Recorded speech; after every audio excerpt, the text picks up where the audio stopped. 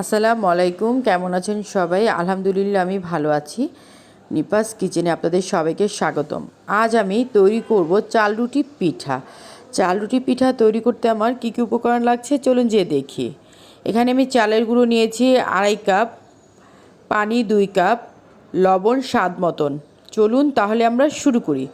চুলে আমি একটা সসপ্যানে গরম পানি দিয়ে দিয়েছি ফোটানোর জন্য। তো গরম পানিটার ঢাকনা খুলে দেখি গরম পানিটার কী অবস্থা। গরম পানিটা গরম হয়ে এসেছে, ভালো করে ফুটিয়ে নিই। এখন আমি স্বাদ অনুযায়ী লবণ দিয়ে পানিটাকে ভালো করে ফুটিয়ে নিব। চুলার আঁচটা আমি মিডিয়াম হিটে করে দিয়েছি।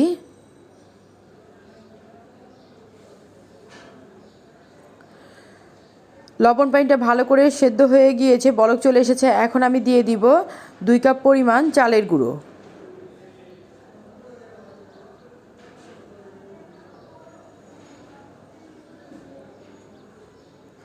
চালের গুঁড়ো দিয়ে আমি কিন্তু নাড়বো না।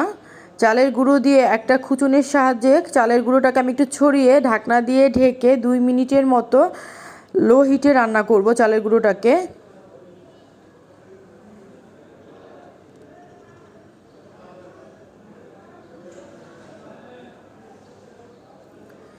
দুই মিনিট পর ঢাকনা খুলে ভালো করে নেড়ে চেড়ে চালের যে খামিটা করেছি সে খামিটা সেদ্ধ হয়ে গিয়েছে। এখন আমি খামিটাকে চুলার আঁচটা বন্ধ করে আমি একটা বলে ঢেলে নিব।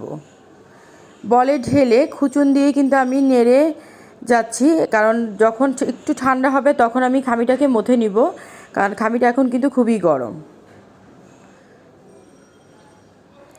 আর খামিটা এমন পরিমাণ ঠান্ডা মানে আমাদের হাতে সহ্য হয় এরকম পরিমাণ ঠান্ডা হলে খামিটা মথতে হবে।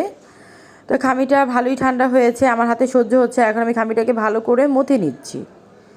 খামি যত ভালো মথা হবে রুটি ততই ভালো হবে, সেটা যে কোনো রুটি হোক না কেন। এর আগের ভিডিওতে আপনারা দেখেছেন আমি বলেছিলাম। তো চাল রুটি পিঠাটা কিন্তু হাঁসের মাংস ভুনা, গরুর মাংস আলু দিয়ে, মুরগির মাংস আলু দিয়ে এভাবে করে খেতে ভালো লাগে। আমি একটু উপরে শুকনো চালের গুঁড়া ছড়িয়ে দিচ্ছি আর ভালো করে মথে যাচ্ছি। বেশি চালের গুঁড়া দিতে যাবেন না। আমি আবার একটু চালের গুঁড়ো দিয়ে দিচ্ছি ছিটিয়ে। আমি এখানে টোটাল 2 টেবিল চামচ পরিমাণ চালের গুঁড়ো ইউজ করেছি মথার জন্য। আজ আমি এই চাল রুটি পিঠাটা কিন্তু আমার ঘরে আগে থেকেই রান্না করা ছিল, মানে পিঠা বানানোর আগে রান্না করা ছিল মুরগির মাংস আলু দিয়ে ঝোল, সেটা দিয়ে খাবো। তো ভালো করে একটা সুন্দর করে একটা খামি তৈরি হয়ে গিয়েছে। এখন আমি কিচেন টাওয়াল দিয়ে খামিটাকে ঢেকে 10 মিনিটের জন্য রেখে দিব। 10 মিনিট পরে আমি ফিরে এসেছি। খামিটাকে একটা পিঁড়ির মধ্যে, যে রুটি বাড়া পিঁড়ি সেটার মধ্যে নিয়ে ভালো করে মথে নিচ্ছি, যেন খামিটা আবার ভালো করে আমি মথে নিচ্ছি এই কারণে যেন রুটিটা আরও ভালো হয়।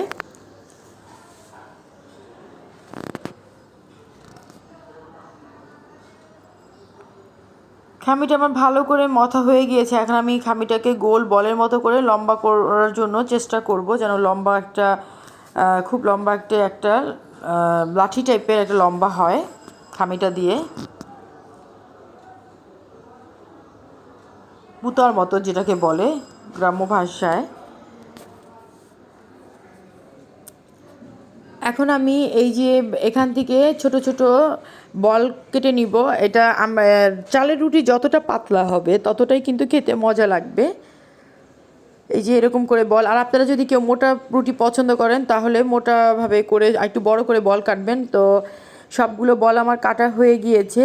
এখন আমি একটা বল রেখে বাকি যে বলগুলো আছে সেটা কিচেন টাওয়াল দিয়ে, ভেজা যে কিচেন টাওয়ালটা সেটা দিয়ে ঢেকে রেখে দিব, নাহলে কিন্তু উপরটা শুকিয়ে যাবে, রুটিটা ফাটা ফাটা হয়ে যাবে।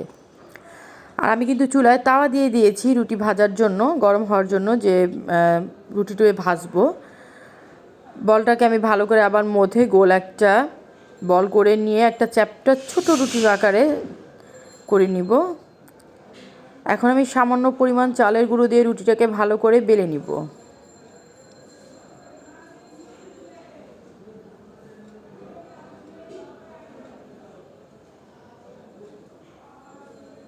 গোল একটা রুটির মতো বেলে নিচ্ছি।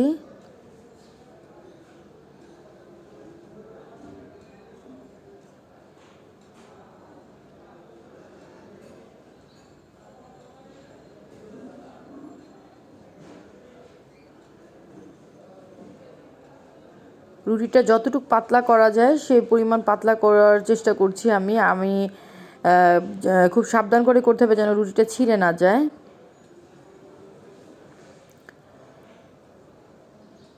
রুটিটা বেলা হয়ে গিয়েছে, আমি আপনাদের একটু দেখাচ্ছি রুটির যে পুরটা। রুটিটা কিন্তু খুবই পাতলা হয়েছে। আমি 3-4টা রুটি এভাবে করে বানিয়ে নিচ্ছি। এই তো 3-4টা রুটি বানিয়ে নিয়েছি। তাওয়াটা গরম হয়ে গেছে, আমি আগে এই রুটিগুলো ভেজে নিব, তারপর বাকিগুলো আবার বেলবো। এখন আমি তার উপরে দিয়ে দিচ্ছি একটা রুটি, আর আমি 30 সেকেন্ড করে একটা পাশ ভাজবো।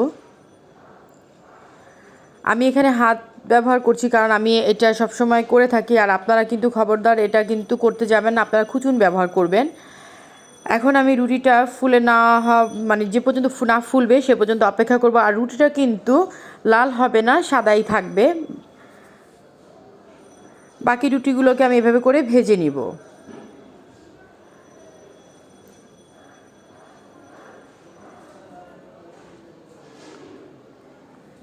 বাকি রুটিগুলোকে ভেজে নিয়েছি, আর যেগুলো ছিল সেগুলো দিয়েও আমি রুটি এভাবে করে বানিয়ে ভেজে নিচ্ছি। সবগুলো খামি দিয়ে আমার রুটি ভাজা হয়ে গিয়েছে। তৈরি হয়ে গেল চাল রুটি পিঠা। আমার রেসিপিটি যদি আপনাদের ভালো লেগে থাকে তাহলে অবশ্যই ফ্যামিলি ফ্রেন্ডদের সাথে শেয়ার করবেন। আর যারা এখন পর্যন্ত আমার চ্যানেলটি সাবস্ক্রাইব করেননি তারা অবশ্যই সাবস্ক্রাইব করবেন। ধন্যবাদ।